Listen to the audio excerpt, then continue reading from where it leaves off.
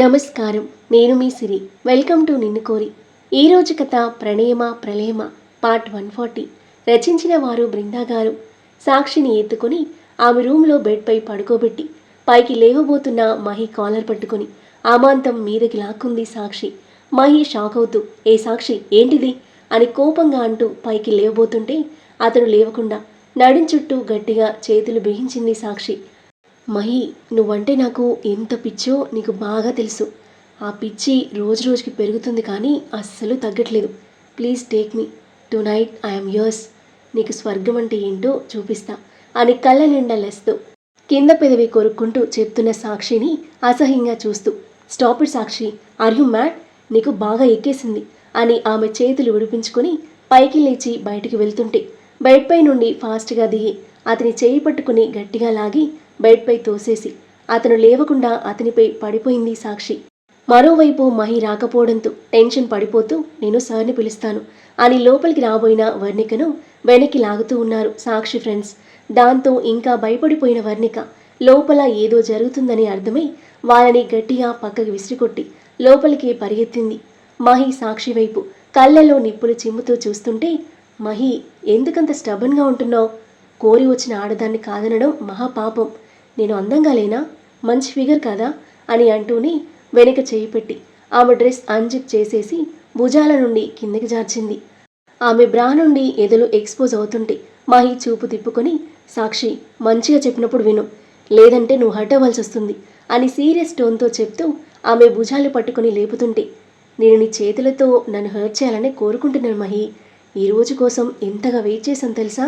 I can't wait అంటూ అతని మీదకు వంగి మొహంపై ముద్దులు కురిపిస్తూ ఉంటే, సాక్షి నో అంటూ మహి మొహాన్ని చిరాగ్గా అటు ఇటు తిప్పుతూ ఉండగా ఆ దృశ్యం పరిగెత్తుకుంటూ వచ్చిన వర్ణిక కంటపడి ఆ క్షణం తను చూసిందే నిజం అనుకొని మహి ఇష్టంగానే తనతో ఇంటిమేట్ అవుతున్నాడు అనుకొని ఆమె గుండె ఒక్కసారిగా 1000 ముక్కలైంది. షాక్తో పెద్దవైన ఆమె కళ్ళ వెంట కన్నీళ్లు ప్రవాహంలా మారగా గుండెను ఎవరో చేత్తో చిదిమేస్తున్నంత బాధగా ఉండగా నోటిపై చేయి అడ్డు పెట్టుకుని ఏడుస్తూ బయటికి పరిగెత్తిన వర్ణిక. సాక్షి, స్టాప్ ఇట్ అని గట్టిగా వినిపించిన మహి గొంతు ఆ వెంటనే చెంప చెలుమనిపించిన సౌండ్ విని ఉన్న చోటే ఆగింది. ఆమె మోమో ఒక్కసారిగా వికసించగా గిర్రున వెనక్కి తిరిగి పరిగెత్తుకుంటూ వచ్చి బయట గోడ పక్కన నిలబడి లోపలికి చూసేసరికి కింద పడిపోయిన సాక్షి చెంప మీద చేయి పెట్టుకుని బెదురుగా చూస్తూ ఉంటే ఆమె ఎదురుగా మహి కోపంతో రగిలిపోతూ కనిపించాడు. ఆ దృశ్యాన్ని చూసి వర్ణిక గుండెల్లో మండుతున్న అగ్నిజ్వాల చల్లారగా మనసు కుదుటపడింది. గుండెపై చేయి వేసుకుని హాయిగా ఊపిరి తీసుకుని వదిలి హ్యాపీగా ఫీల్ అవుతూ వాళ్ళ వైపే చూస్తుంది. సాక్షి, నువ్వు మనిషివా లేదా కామ పిశాచివా? కొన్ని రోజుల్లో పెళ్లి పెట్టుకుని నాతో ఇలా ప్రవర్తించడానికి నీకు మేనర్స్ లేదా? శృంగారం అంటే 2 శరీరాలు కలవడం కాదు, 2 మనసులు ప్రేమను పంచుకోవడం, 2 సోల్స్ ఒక్కటవ్వడం. అది ఒక పవిత్రమైన కార్యం. మోరల్ వాల్యూస్, ఎథిక్స్ లేకుండా కామంతో కళ్ళు మూసుకొని ఎవరితో పడితే వాళ్ళతో శృంగారం చేసి కోరిక తీర్చుకునే వాళ్ళని మనుషులు అనరు, జంతువులు అంటారు. ఇంకా పచ్చిగా చెప్పాలంటే ప్రాస్టిట్యూట్స్ అంటారు. సాక్షి ఎర్రబడిన మోహంతో మొక్కులు ఎగబీలుస్తూ ఉక్రోషంగా చూస్తుంది. నీ పెళ్ళయ్యాక నువ్వు ఇలాంటి పనులు చేశావని నీ హస్బెండ్కి తెలిస్తే నీ పరిస్థితి ఏంటి? నీ బంధం నిలబడుతుందా? లైఫ్ పార్ట్నర్తో లోయల్గా ఉండకుండా ఇల్లీగల్ ఎఫ్ఐఆర్స్ పెట్టుకోవడం వల్లే చాలా వరకు కాపురాలు నాశనం అవుతున్నాయి, జీవితాలు రోడ్డున పడుతున్నాయి. నీకు అంతగా తీరని కోరికలు, ఫ్యాంటసీలు ఉంటే త్వరగా పెళ్లి చేసుకుని తీర్చుకో, లేదంటే నీకు కాబోయే వాడితో ప్రొసీడ్ అవ్వు. అంతేకాని ఇలా పరాయి మగవాడిని నీ అందంతో రెచ్చగొట్టి వశం చేసుకోవాలని చూడకు. క్షణిక సుఖం కోసం బంగారం లాంటి జీవితాన్ని నాశనం చేసుకోకు. నా వరకు శృంగారం అంటే చాలా పవిత్రమైంది. అది నా మనసుకు దగ్గరే నాతో జీవితాన్ని పంచుకునే నా భార్యతో మాత్రమే ఉంటుంది. మహి నోటి వెంట ఆ మాట రాగానే వర్ణిక మనసుకు ఎంతో హ్యాపీగా అనిపించింది. తనకి తెలియకుండానే ఆమె పెదవులు అందంగా విచ్చుకోగా మహి వైపే ఆర్తిగా చూస్తుండిపోయింది. నువ్వు నా ముందు న్యూడ్గా నిలబడినా నీపై నాకు ఎలాంటి ఫీలింగ్స్ రావు, నిగ్రహం కోల్పోను. నా మనసు, మైండ్ అండ్ ఎమోషన్స్పై నాకు పూర్తి కంట్రోల్ ఉంది. నువ్వు టచ్ చేసినందుకే నాకు ఒళ్ళంతా కంపరంగా ఉంది. నేను నా ఫ్రెండ్ అనుకోవడానికి కూడా నాకు సిగ్గుగా ఉంది. చి, ఇప్పటికైనా మనిషిలా మారు. జీవితంలో ఇంకెప్పుడు నాకు ఎదురుపడకు అని ఆమెను అసహ్యంగా చూస్తూ సీరియస్గా చెప్పేసి మహి బయటకు వస్తుంటే అతని కాళ్ళు పట్టుకుని ఆపేసిన Sakshi, Mahi, don't go, I want you అంటుంటే వర్ణిక తన వైపు చంపేసేలా చూస్తుంది. మహి వస్తున్న కోపాన్ని బలవంతంగా పంటి కింద అనిమిపట్టి అతని లెగ్ పట్టుకున్న ఆమెను లెగ్ గట్టిగా విదిల్చి నెట్టేసి డోర్ దగ్గరికి వెళ్తుంటే అతని రిజెక్షన్ తట్టుకోలేని సాక్షికి మెంటల్ ఎక్కిపోతున్నట్టుగా అనిపించగా మళ్లీ లేచి అతని వెనుక నుండి గట్టిగా హత్తుకొని అతన్ని చేతులతో తడుముతూ ఉంటే మహి కోపం నశాలానికి అంటింది. తన చేతులు పట్టుకుని విసురుగా విడిపించుకొని చెంపపై గట్టిగా పీకాడు. దెబ్బకు దిమ్మ తిరిగిపోయి గిర్రున తిరిగి ఇంతకు ముందులాగే కింద పడిపోయింది సాక్షి. మంచి పనైంది, ఇంకా కొట్టండి దాన్ని అని వర్ణిక మనసులో అనుకుంటూ సౌండ్ రాకుండా చప్పట్లు కొడుతూ ఉంది నవ్వుతూ. సాక్షి తలంతా దిమ్ముగా అనిపిస్తూ తిరిగినట్టుగా అనిపిస్తుంటే తల పట్టుకుని గట్టిగా విదిల్చి పెదవి చివరన చిట్లి బ్లడ్ వస్తుంటే చేతితో తడుముకుని చూసి మహి వైపు ఎర్రబడిన కళ్ళతో అవమాన భారంతో చూసింది. నీకు ఇంతకు ముందే చెప్పాను, ఇప్పుడు చెప్తున్నాను. నువ్వు ఎన్ని ప్రయత్నాలు చేసినా నేను నీకు లొంగను. బుద్ధిగా పెళ్లి చేసుకుని మంచి వాల్యూస్తో కూడిన లైఫ్ లీడ్ చేయి. మళ్ళీ నాకు కావాలని ఎదురుపడితే నా విశ్వరూపం చూస్తావు అని సీరియస్గా వార్నింగ్ ఇచ్చేసి మహి బయటకు వస్తుంటే వర్ణిక టక్కున వెనక్కి వెళ్ళేలోపే బయటకొచ్చిన మహి తనని చూసేశాడు. నువ్వేంటిక్కడ అని షాక్ అయిపోతూ వెంటనే నార్మల్ అయి ఎంతసేపు అయిందొచ్చి అని అడిగాడు కూల్గా. అంటే మీరు త్వరగా రాకపోయేసరికి భయం వేసి పైకొచ్చాను. మీరు సాక్షిని ఫస్ట్ కొట్టారు కదా, అప్పటి నుండి ఇక్కడే ఉన్నాను అంది మెల్లిగా. అంతలోనే సాక్షి కోపంతో గట్టిగట్టిగా అరుస్తూ రూమ్లో వస్తువులన్నీ కిందకి విసిరేస్తూ ఉంటే వామ్మో తనకి దయ్యం పట్టినట్టుంది, త్వరగా పదండి సార్ అని చెవులు మూసుకొని ముందుకు నడుస్తుంటే మహి పిచ్చిదానిలా బిహేవ్ చేస్తున్న సాక్షిని చిరాగ్గా చూస్తూ వర్ణికతో పాటు కిందకి కదిలాడు.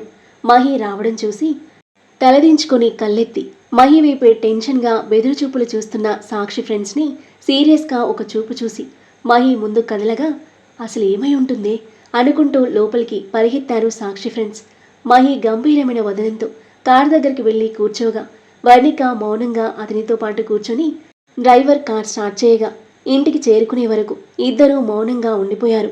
కార్ దిగి వర్ణికతో పాటు లోపలికొచ్చిన మహి అతని గదిలోకి వెళ్ళబోతుంటే సార్ ఏమైనా తీసుకుంటారా అని అడిగింది వర్ణిక.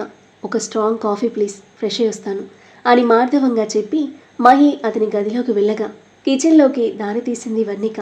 సాక్షి టచ్ వల్ల మలినమైన తన శరీరాన్ని స్క్రబ్బర్తో గట్టిగా రుద్దుకొని ఫ్రెష్గా బాత్ చేసి గదిలోకి వచ్చిన మహి టీషర్ట్ నైట్ ట్రాక్ వేసుకుని తడి జుట్టును హెయిర్ డ్రైయర్తో డ్రై చేసుకుంటూ ఉంటే కాఫీ కప్పులతో గుమ్మం ముందు నిలబడింది వర్ణిక. ఆగిపోయావే, లోపలికి రా అని చెప్పి కొన్ని క్షణాలు హెయిర్ డ్రై చేసి పక్కన పెట్టేసి కాఫీ అందుకుని బెడ్పై కూర్చొని తనని కూర్చోమని సోఫా చూపించాడు. చిన్నగా తలాడించి సోఫాలో కూర్చున్న వర్ణిక అతని గది పరిశీలిస్తూ కాఫీ తాగేసింది. ఇప్పుడు మైండ్ చాలా రిఫ్రెషింగ్గా ఉంది అంటూ మహి తన చేతులను అతనికి ఇరువైపులా బెడ్పై ఆనించి రిలాక్సింగ్గా వెనక్కి బాడీ స్ట్రెచ్ చేశాడు. వర్ణిక డల్ ఫేస్తో అతన్ని చూస్తూ ఆ పిచ్చి సాక్షి బిహేవియర్కి నాకే పిచ్చెక్కిపోయింది. తనని చంపేసేంత కోపం వచ్చింది. ఇంకా మీకెలా ఉంటుందో నేను ఊహించగలను సార్.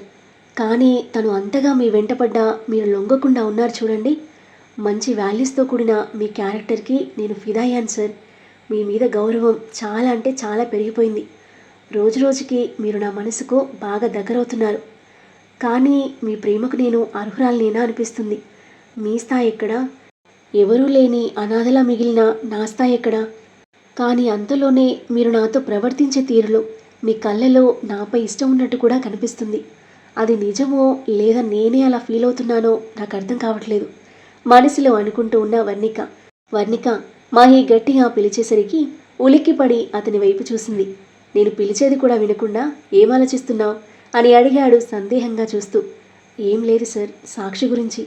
అలాంటి అమ్మాయిలు ఉన్నారంటే అస్సలు నమ్మాలనిపించట్లేదు సార్.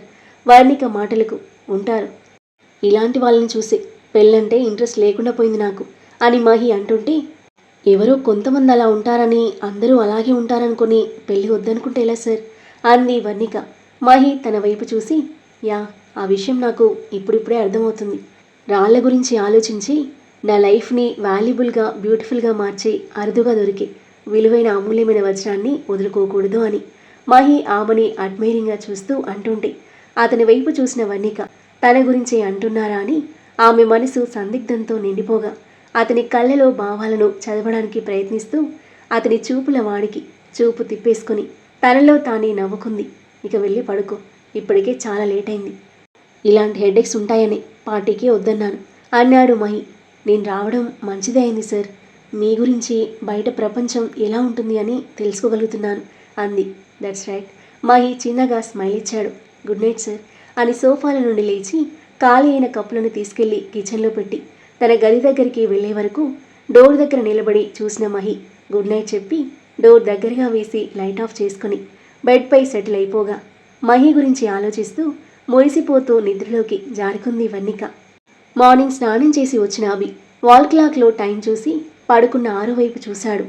ఈరోజు 9 దాటినా ఇంకా లేవలేదేంటి అనుకుంటూ డ్రెస్ వేసుకుని ఆమె పక్కన కూర్చొని తల మీద చేయి పెట్టి చూసి చల్లగా ఉండడంతో రిలాక్సింగ్గా ఫీల్ అయి 6 అని ఆమె చెంపపై తట్టి పిలిచాడు.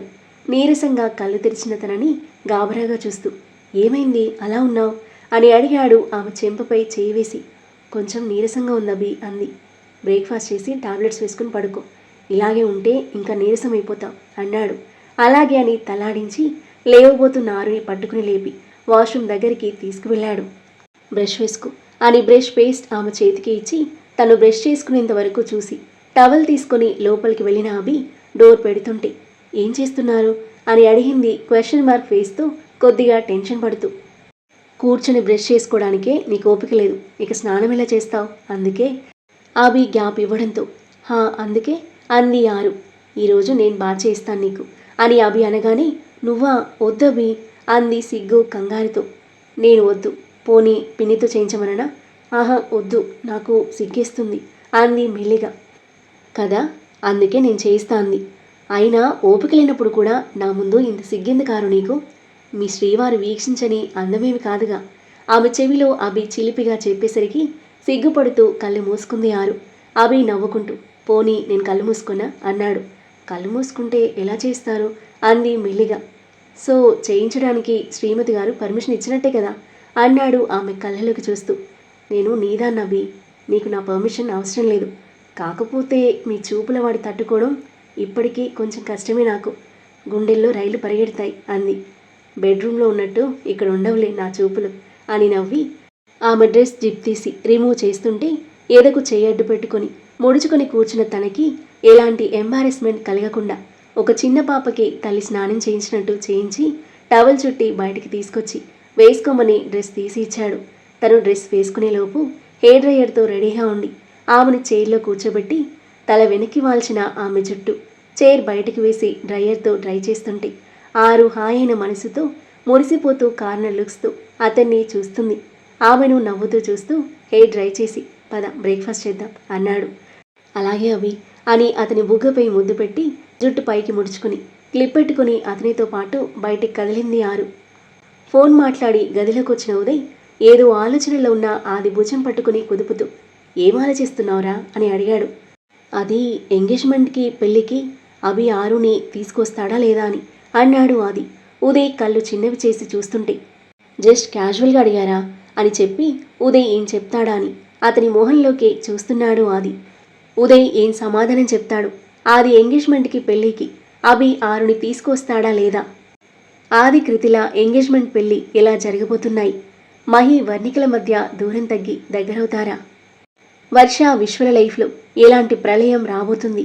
అద్భుతమైన కథనంతో ఊహించిన ట్విస్ట్లతో క్యూట్ రొమాంటిక్ సీన్లతో ఇంట్రెస్టింగ్గా సాగే ఈ కథ యొక్క నెక్స్ట్ ఎపిసోడ్ కోసం మన నెక్స్ట్ వీడియో చూడండి.